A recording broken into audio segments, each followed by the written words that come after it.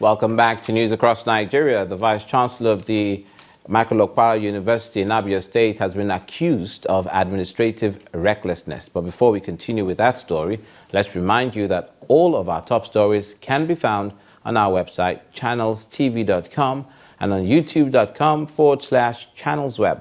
Visit m.channelstv.com to view us live on your mobile device. You can also download the Channels TV app for Android, iOS, and Windows phones from their respective stores. We'd also like to urge you to please interact with the Eyewitness feature in the Channels TV app on the Android, iOS, and Windows platforms. If you have pictures or videos you'd like to share with us, tap the app on your device. Swipe to reveal the Eyewitness menu and follow the instructions.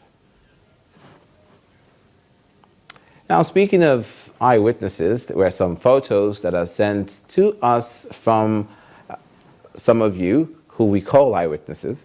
And we start with this one from Ujuelegba in Lagos State. It shows a pedestrian running across the Ikorodu highway just under the pedestrian bridge. Hello?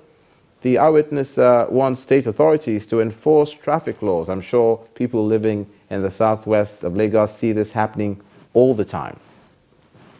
And this next photo was sent from the Ewekoro community in Ogun State. It shows the air being polluted by white substances from a factory. The eyewitness calls on regulatory agencies to stop indiscriminate disposal of environmental waste. And finally, this one is from Makurdi, the Benue State capital in the north central. It shows a sports utility vehicle after its collision with a commercial bus. Our eyewitness calls on the Federal Road Safety Corps to create more awareness on traffic regulations, especially during the Christmas season. Now to education. The Academic Staff Union of Universities, ASU Owerri Zone, have accused the Vice Chancellor of the Michael Okpara University in Abia State of administrative recklessness. In a press briefing in Awka, the Anambra State capital, the executive members of the Owerri Zone, comprising Abia, Anambra, and Imo, called on the federal government to look into the matter. Zonal coordinator of the union said Professor Ike Odemegu appealed to President Muhammadu Buhari to set up a special visitation panel to investigate the activities of the institution's Vice Chancellor, Professor Hilary Edoga. The leadership of the Academic Staff Union of Universities, Owerri Zone, is in Awka, the Anambra State capital, to brief the media on the crisis at the Michael Okpara University of Agriculture, Umudike, where the Vice Chancellor, Professor Hilary Edoga, is being accused of academic fraud, financial embezzlement, and administrative impunity. 2014-2015, the university made it compulsory that unless you paid this hostel fee of 60,800, you will not be able to register as an admitted student of the university.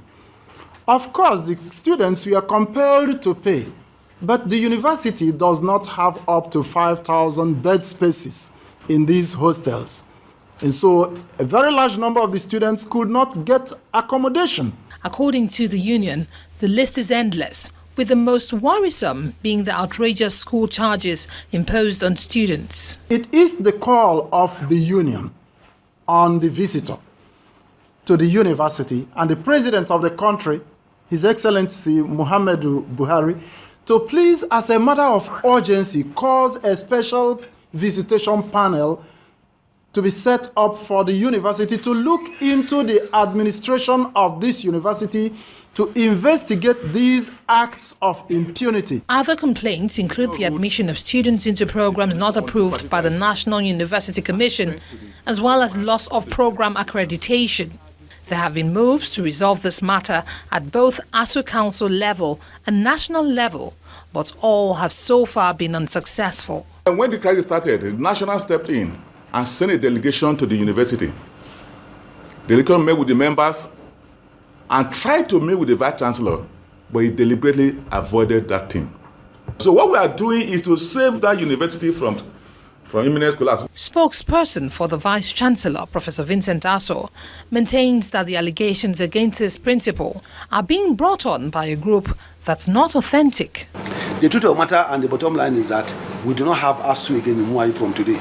Anybody that comes here and claims it's ASU is an impostor, and in fact, if the university has a way of sanctioning those people, they should sanction them. We do not want to have ASU again in Muayu. So final resolution, there is no more ASU in Michael Okpara University of Agriculture. The Owerri Zone ASU, with members from Imo, Anambra and Abia states, have high hopes that the union's leadership at the national level will continue to find a way to resolve the crisis so things can normalize at the university as soon as possible. We hope that does happen ASAP. The Anambra State Governor, Willie Obiano, has urged the Anambra State Traditional Rulers Council to ensure that they support the developmental strides of his administration. He was addressing the council members during the opening ceremony of the 4th edition of the annual ceremony, that is, seminar, of the Traditional Rulers Council at the Government House, Awka. While the seminar dwelled largely on refreshing the minds of the council members on developmental issues, they also looked into the agitations of the indigenous people of Biafra. The arrival of the Anambra State's governor was signal to the commencement of the 2015 annual seminar of the Traditional Rulers Council, which he declared open. Your seminar open. In his remarks to officially set the tone for the meeting, the chairman of the council, Andobi of Onitsha, Igwe Alfred Achebe, commended the governor for his efforts at developing the state's education, health, and empowering the youth. He urged his colleagues to adapt to the changes of the 21st century to help push the state and the nation forward, saying that the seminar is geared towards refreshing their minds on the role of traditional rulers in the community. The challenge for the traditional institution in Nigeria is how to manage our influence to remain relevant, holding our domains, maintaining peace, promoting development, protecting our culture and tradition, and advising, supporting, and partnering the government in its task of governance. Many issues were raised at the seminar, including concerns over the agitations of the indigenous people of Biafra. Igwe Achebe called for caution instead of rash judgments. We should not be in a hurry to condemn, but seek to engage the protesters in dialogue, to persuade them to express their own views, but also listen to the views of others. That in expressing their fundamental rights, they should do it within the law and not impede the fundamental rights of other people. Governor Obiano urged them to come up with a resolution on how to approach the Biafra issue to ensure continued peace and stability in the Igbo community. They will be giving me a communique on is the pressing issue or the current issue on MASOB and IPOB. They are going to give me a communique on that. And we also talked about how the traditional rulers will continue to support our efforts in the security area, and the other challenges they are facing in their various communities. A major highlight of this event is the launch of a book consisting of papers presented in previous seminars and conferences of the council. Staff of the Kwara State Water Corporation have given a 3-day strike notice to the state government over the alleged non-payment of their 3-month salary arrears and other entitlements. The aggrieved workers used placards with various inscriptions to demand for their entitlements from the organization, which they say runs into millions of naira. The government promised to intervene by offsetting the debt owed by the management of the corporation. The Kwara State Water Corporation under lock and key. A dire situation for the staff. Some of them resorted to sitting outside the gates. The workers say they have not been paid their salaries for 3 months now, promising the government to keep up the strike tempo, saying enough is enough. They've destroyed this corporation and nothing is moving well.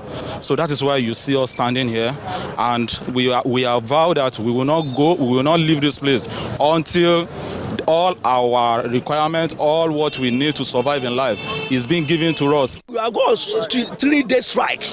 After that day that we don't pay our salary, will go on strike if they need really. But the state government says efforts are being made to settle the rift between the staff and management. The government has intervened. The government is speaking to the management and to the striking workers in order to come to an amicable resolution of these issues. The administration has also mandated a team of accountants to look into the books of not just the Water Corporation, but other parastatals, especially the ones that are revenue generating. And so between these two strategies, we are confident that this issue will be resolved amicably. While the impasse persists, the people suffer for lack of water, especially now that the year draws to an end. Many hope, though, the situation will abate for the greater good of the citizens. So thus far in this edition, we've reported protests in Edo State, protests in Abia State for different reasons. The one you just saw, the threat of a strike action in Kwara State. In Ondo State, the Federal Medical Center workers are also threatening, they're also protesting. We'll tell you why when we return. Stay with us.